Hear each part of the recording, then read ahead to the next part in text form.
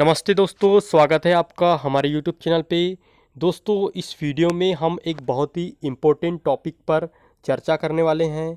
दोस्तों, जो हर कोई स्टूडेंट होता है उसके साथ में एग्ज़ाम हॉल में बैठने के बाद एक समस्या होती है और एग्ज़ाम देने के बाद वह पछताते रहता है कि काश मैं ये गलती नहीं करता तो मेरा सिलेक्शन हो जाता। तो दोस्तों, हम इसी के बारे में बहुत ही डिटेल में आपको बताएंगे कि आपको एग्ज़ाम हॉल में बैठ कर के किस प्रकार की गलती नहीं करना है। तो दोस्तों, वीडियो में अंत तक बने रहिएगा और वीडियो को पूरा देखिएगा।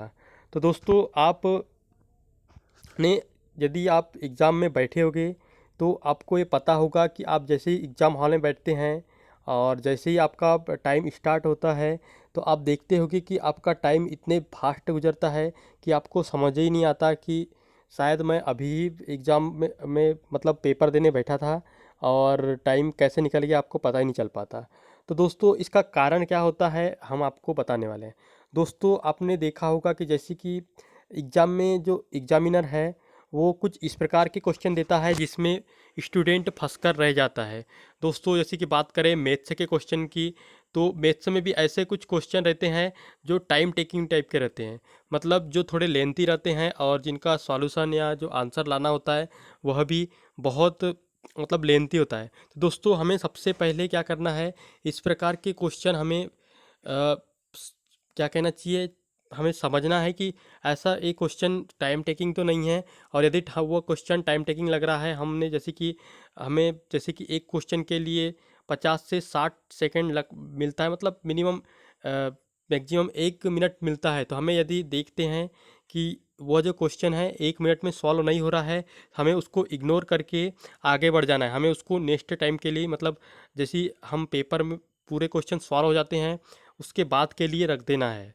क्योंकि दोस्तों, यदि हम उसी में उलझे रहे तो हमारा टाइम कैसे पास होगा हमें खुद पता नहीं चलेगा और हम उस क्वेश्चन को बनाने के चक्कर में जो आगे जो इजी क्वेश्चन रहते हैं जिनको हम देखते ही सॉल्व कर सकते थे, उस प्रकार के क्वेश्चन को छोड़ देते हैं। तो दोस्तों, सबसे पहले आपको ध्यान ये रखना है कि आपको ऐसे क्वेश्चन को इग्नोर कर देना है जो आपको लग रहा है कि हार्ड है या फिर हम उसे सॉल्व नहीं कर पा रहे जल्दी। दोस्तों, उनको बाद के लिए रखना है और आपको एक नज़र में जो क्वेश्चन बन रहे हैं या जिनको हम थोड़ा बहुत सॉल्यूशन करके जो 30 से 40 सेकंड में बन रहे हैं तो उन्हें बनाते जाना है और आगे बढ़ते जाना है दोस्तों। और हमें उसे जो है बाद के लिए रख देना है जो क्वेश्चन हमसे नहीं बन रहे हैं। और दोस्तों, इसके साथ में ही आपको कोशिश ये करना है कि यदि आपका जो एग्ज़ाम हॉल में बैठे हैं और आपको सेक्शन वाइज क्वेश्चन दिए हुए हैं, जैसे कि जीके क्वेश्चन अलग दिए हुए हैं, साइंस से क्वेश्चन अलग दिए हुए हैं, मैथ्स से क्वेश्चन अलग दिए हुए हैं, तो आपको सबसे पहले जीके और साइंस को सॉल्व करना है। क्योंकि दोस्तों, आपको पता है कि जैसे कि कोई भी साइंस में क्वेश्चन है, यदि उस क्वेश्चन का हमें आंसर पता है तो हम उसे 10 सेकंड में जो भी है उसको मार्क करके आगे बढ़ सकते हैं। क्योंकि दोस्तों, उसमें हमें कुछ चीज़ सॉल्व नहीं करना होता है। उसी प्रकार साइंस और जीके और करंट अफेयर में भी उसी प्रकार है कि हमें उन्हें सॉल्व करने में ज़्यादा टाइम नहीं लगता है। और ये ऐसे क्वेश्चन होते हैं जो हम पूरा 100% एक्यूरेसी के साथ कर सकते हैं। क्योंकि दोस्तों, यदि हमें कोई चीज़ पता है तो उनको हम डायरेक्टली लगा सकते हैं। लेकिन दोस्तों, मैथ्स में ये होता है, मैथ्स और रीजनिंग में, कि थोड़ा कुछ क्वेश्चन को हमें सॉल्व करना होता है जिसके हमें बहुत ज़्यादा टाइम लग जाता है, तो हमें मैथ्स को लास्ट में करना है। और दोस्तों, ऐसे कोई क्वेश्चन लग रहा है कि जो ज़्यादा टाइम लग रहा है तो उसको हमें इग्नोर कर देना है। और हमें, क्योंकि दोस्तों हम उसके बनाने के चक्कर में हम जो इजी क्वेश्चन है उसको छोड़ देंगे।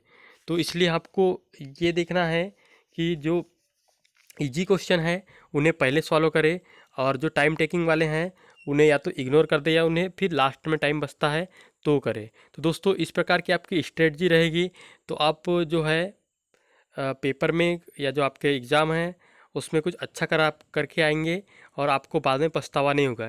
क्योंकि दोस्तों, मैं भी एक दो बार एग्ज़ाम में मेरे साथ भी ऐसे ही हुआ है कि टाइम का, क्योंकि दोस्तों आपने देखा होगा कि आप एग्ज़ाम हॉल में बैठे हैं तो आपको टाइम का पता नहीं चल पाता है। तो आपको इस प्रकार विशेष तौर पर ध्यान देना है और टाइम, क्योंकि दोस्तों जब आप एग्ज़ाम में बैठे हैं तो टाइम बहुत ज़्यादा मायने रखता है और इस चक्कर में हम 50 से 60 क्वेश्चन तक पहुंच पाते हैं और उसके बाद टाइम आउट हो जाता है। तो आपको ऐसा नहीं करना है। जो क्वेश्चन ज़्यादा टाइम ले रहा है उसे हमें इग्नोर करके आगे बढ़ जाना है।